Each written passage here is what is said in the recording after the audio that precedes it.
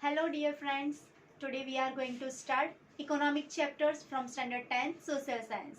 Chapter number 15 to 21 are economic chapters. The weightage of this chapter is 4 mark. 1 mark question is asked in objective type in section A, as well as 3 mark question is asked in section C. It is asked in short question type. So the total weightage of this chapter is 4 marks. Let's start the first economic chapter, economic development.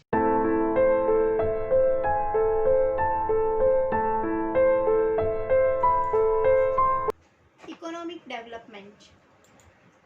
Every person's morning begins in a different way. Many people live their life full of material pleasure. Maximum people of the world are seen struggling for existence.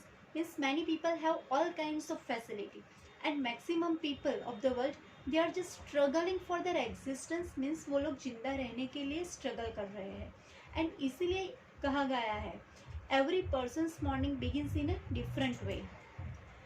For these people who are called poor, physical pleasure, well-being or resting is an imagination only. Means for these poor people, physical pleasure, getting rest, getting well-being, as well as getting all kinds of pleasure and luxurious life, these remain only dream for these poor people. How has this situation originated? How to come out of this situation? Such type of question have their answers.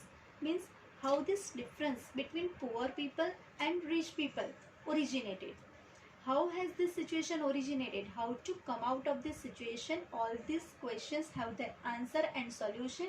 In this chapter we are going to get. Economic development. In today's modern world, every country is trying to achieve development. And what is economic development? To get economic development, each and every country is in cutthroat competition. So there are some features of economic development. Let's see. First one, constant increase in national income of a country. Means there should be continuously increase in national income of a country. Second one, increase in per capita income of a country. Now what is this per capita income? Per capita income means per person income, individual income. So individual income or per capita income should be increased continuously. And the third one, change in lifestyle of the people or change in living standard of the people. So how this living standard of the people will be changed? When this per capita income will be increased, then people should have the capacity of purchasing anything. Otherwise we can say that purchasing power will be increased. If purchasing power will be increased, then people can be able to buy all the facilities, services, etc. So we can say that compared to past years, in recent time, living standard of the people will be developed. So if these three continuous changes will be there, then we can say that economic development has been done. Total income of the country is called national income. Per capita income already we have seen. Here formula is given. By dividing the total income of the country with total population of the country, we can get per capita income. Here I want to give you one example. Suppose in one family 25,000 salary is there. So that is the total income of the family, and total member of the family are 5. So 25,000 is the total income that will be divided by total population. So what is the total population? 5 members. So 25,000 will be divided by 5. So what answer we can get? We can get 5,000. So 5,000 rupees is called per capita income of the family. The same way here also, total income of the country will be divided by total population of the country, and then we can get per capita income. Living standard includes the facilities like obtaining food, clothes, education, health services, transportation services, as well as shelter. Means all these facilities are included in living standard.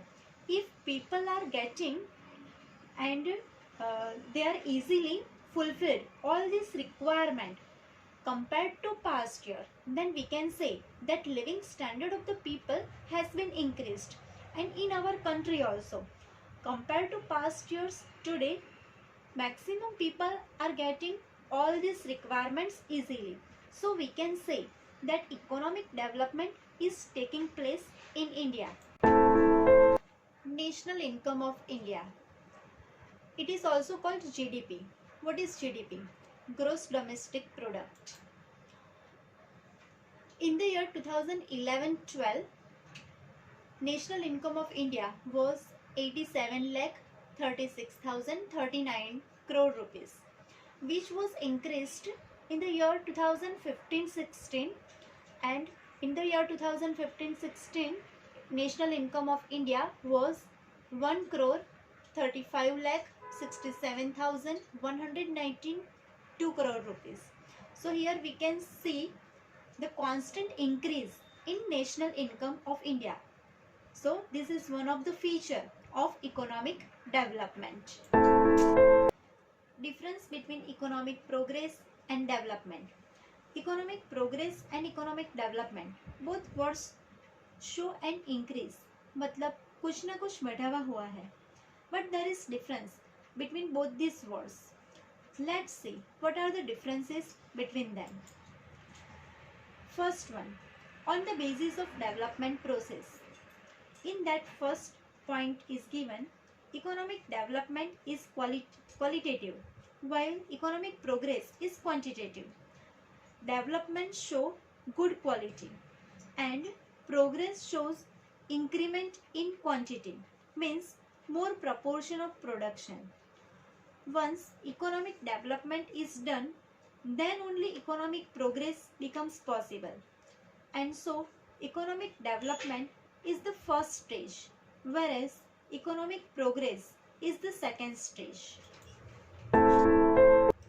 Second point, according to changes taking place in economy.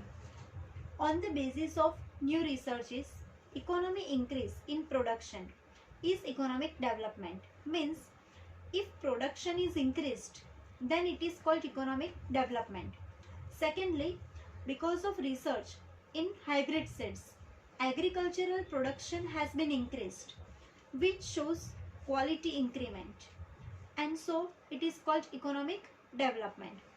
On the other side, when there is increase in agricultural production because of increase in agricultural land, which shows economic progress, means because of the reformation in land and increase in agricultural land, plenty of production becomes possible, which shows increase in quantity. Therefore, it is called economic progress.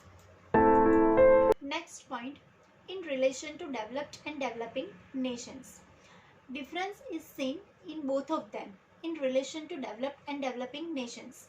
Developed means जो develop हो गया है, and developing means जो develop हो रहा है. And both of them means economic progress and economic development. So यहाँ पर कहा गया है कि अगर हम डेवलप्ड एंड डेवलपिंग नेशंस के बारे में सोचते हैं तो इकोनॉमिक प्रोग्रेस एंड डेवलपमेंट के बीच में डिफरेंस है. Second point, increase in national income of developed countries is called economic progress. Means if national income of developed countries is increased, then it is called progress. मतलब developed countries की national income जब बढ़ती है तो उसे progress कहा जाता है. Next point, while increase in national income of developing countries is called economic development. So यहाँ पर क्या कहा गया है कि डेवलपिंग कंट्री की नेशनल इनकम जब बढ़ती है तो उसे इकोनॉमिक डेवलपमेंट कहा गया है. So difference is given, try to understand. Developed countries की इनकम बढ़ती है तो प्रोग्रेस, एंड डेवलपिंग कंट्री की नेशनल इनकम बढ़ती है तो development. Next topic, features of developing economy. Economy of developed and developing countries is separated. But how it is separated? So on the basis of per capita income of the particular country, means more per capita income countries are categorized in developed and less per capita income countries are categorized in developing country. Second point, as per World Development Report of 2004 of World Bank, countries having income less than $735 are categorized as developing economy. Means world bank ने 2004 में world development का जो report किया था उसके अनुसार जो भी कंट्री की इनकम 735 से कम है उस कंट्री को डेवलपिंग इकोनॉमी में कैटेगराइज किया जाता है. Let's see the features of developing economy. The first one, less per capita income. First point, less national income and per capita income. So here national income and per capita income both are very less, which affects living standard of the people, and therefore living standard of people remains low in developing countries. Second point, high population growth rate, means population increases rapidly in developing countries. Second point, second feature, population growth. Population growth rate is 2% or more. Means population growth rate is high in developing nations and rate of population growth is 2% or more. Means 2% या उससे ज़्यादा ratio से population growth developing countries में बढ़ता रहता है. Next point, third one, dependence on agriculture. More than 60% of the population is dependent on agriculture for employment. In developing countries, main occupation of the people is agriculture. Means more than 60% of the population are engaged and dependent on farming or agricultural activities. If maximum people are involved in agriculture, then what is the contribution of agriculture in national income? So, in developing countries, agricultural contribution is about 26%. Now the fourth one, unequal distribution. Unequal distribution of income and factors of production is seen in developing countries. So this inequality is seen in cities as well as in villages. Income हर एक की अलग अलग होती है. Factors of production means production करने के लिए ज़मीन या जो भी चीज़ें चाहिए उसका डिस्ट्रीब्यूशन भी अलग अलग है. Means all people don't have same income and same factors of production. So ये इनइक्वालिटीज सिटीज़ एंड विलेजेस में देखने को मिलती है. Next point, 20% rich people share 40% of national income. Means total national income के 40% किसके हाथ में है? तो 20% रिच पीपल के हाथ में है.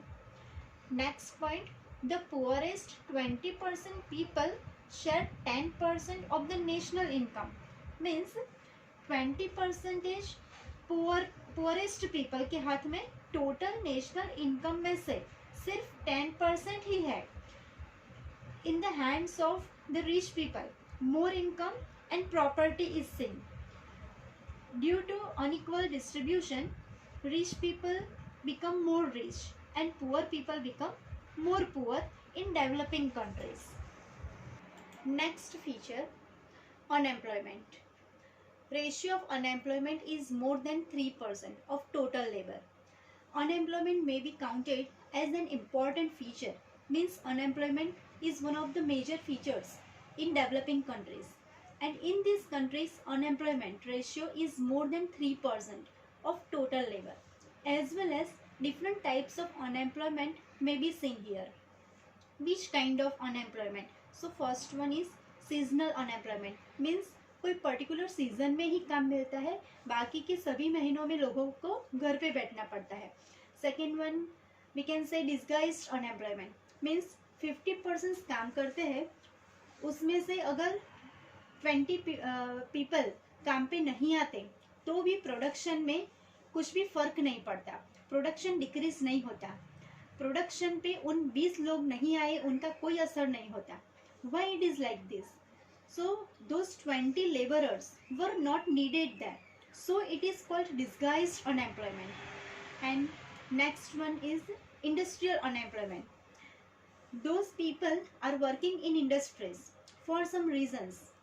They have to remain at home for some time. ये industries के related unemployment है. Sixth one, poverty.